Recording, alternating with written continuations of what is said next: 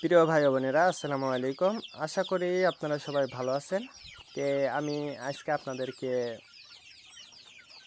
দেখাবো যে আপনারা দেশি মুরগির অনলি একটা গাছের পাতা দিয়ে চিকিৎসা করবেন, তাও আবার শীতের সময়।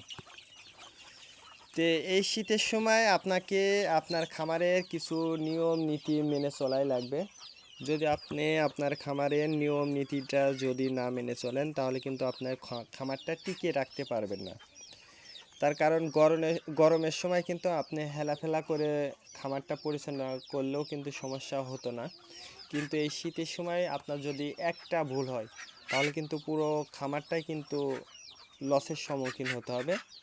এই জন্য আপনাকে নিয়মটা মেনে তারপরে খামারটা পরিচালনা করতে হবে। তো আপনার খামারটা পরিচালনা করার প্রথমে যে বিষয়টা, সেটা হচ্ছে আপনার ডেকোরেশন ব্যবস্থা।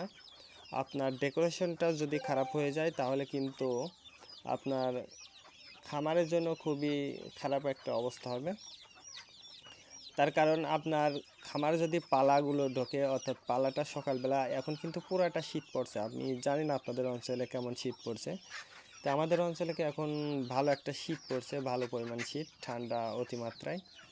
তো এক্ষেত্রে আপনার ঘরটা কিন্তু, যাতে আপনার ঘরের মধ্যে পালাটা না ঢুকতে পারে, এটা কিন্তু আপনাকে অবশ্যই একটা ব্যবস্থা নিতে হবে। তারপরে যে ব্যবস্থাটা করতে হবে সেটা হচ্ছে, আপনার মুরগি বাচ্চা হোক বা মুরগি হোক, এটা কিন্তু রোদ না ওঠা পর্যন্ত কিন্তু ছাড়া যাবে না। তার কারণ আপনি রোদটা না ওঠার আগে যদি ছেড়ে দেন, তাহলে যদি আপনার মুরগিগুলো কিন্তু পালার মধ্যে কিন্তু খেয়ে বেড়াবে। যারা বিশেষ করে ছেড়ে দিয়ে মুরগিটা পালন করে, অবশ্যই পালার মধ্যে কিন্তু খেয়ে বেড়াবে। তো এই পালার মধ্যে যদি আপনার মুরগিগুলো খেয়ে বেড়ায়, তাহলে কিন্তু মুরগির ঠান্ডাজনিত সমস্যা হবেই। সেটা আপনি মনে করতেছেন যে আজকে হচ্ছে না, কালকে হচ্ছে না, তা হবে না। এক সপ্তাহের মধ্যেই কিন্তু আপনার প্রতিক্রিয়াটা দেখতে পারবেন। এই জন্য অবশ্যই আপনারা চেষ্টা করবেন যে পালার মধ্যে মুরগির বাচ্চাটা না ছাড়ার জন্য। এবং তারপরে যে ব্যবস্থাটা, সেটা হচ্ছে আপনার পর্যাপ্ত পরিমাণ খাবারটা, পুষ্টিকর খাবারটা দেওয়ার চেষ্টা করবেন। যদিও আপনি মুরগিটা ছেড়ে দিয়ে মুরগিটা পালন করেন, তারপরেও কিন্তু একটু পুষ্টিকর খাবার দিবেন। এবং সকালবেলা চেষ্টা করবেন যে বিভিন্ন গাছগাছালি আছে, সেই সকল গাছগাছালির রস করে যদি আপনি আপনার মুরগির বাচ্চাগুলোকে বা মুরগিগুলোকে যদি খাওয়াইতে পারেন, তাহলে দেখবেন যে আপনার মুরগির ওষুধ খরচটা কিন্তু কমে যাবে।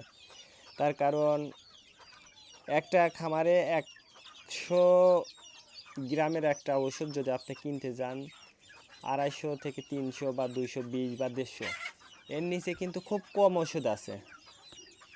এই জন্য যদি আপনারা গাছগাছালি দিয়ে যদি আপনার মুরগির খামারটা পরিচালনা করেন, দেখবেন যে ওষুধ খরচটা আপনার কম হয়ে গেছে। আর ওষুধ খরচ যদি কম হয়ে যায়, তাহলে ইনশাল্লাহ দেখবেন আপনার খামারটা উন্নতির দিকে যাবে।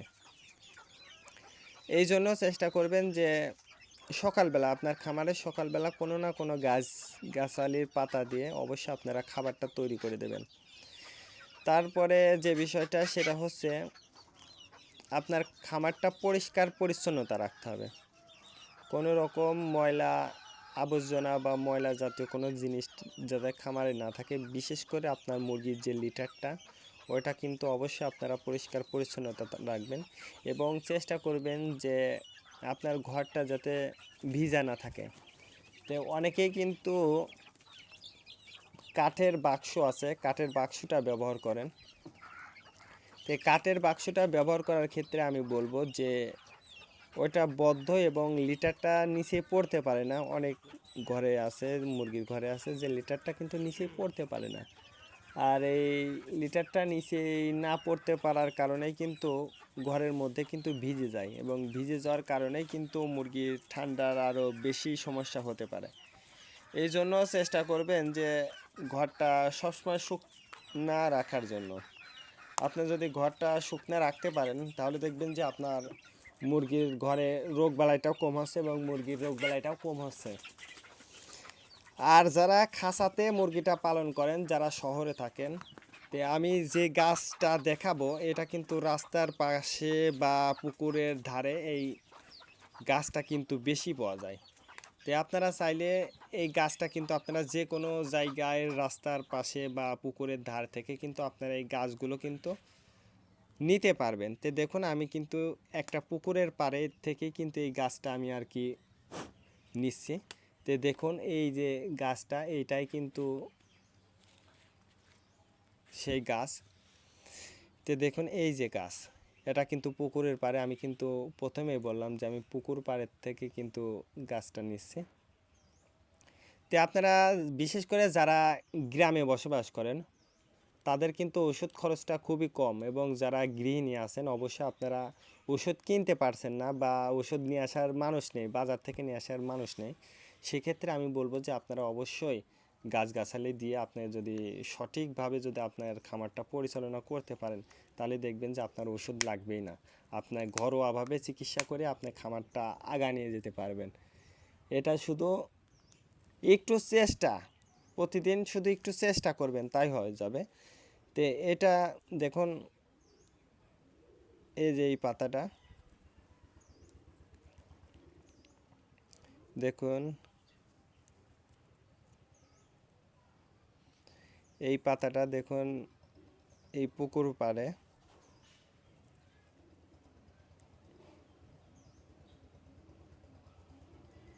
এটা এইভাবে ছিঁড়বেন,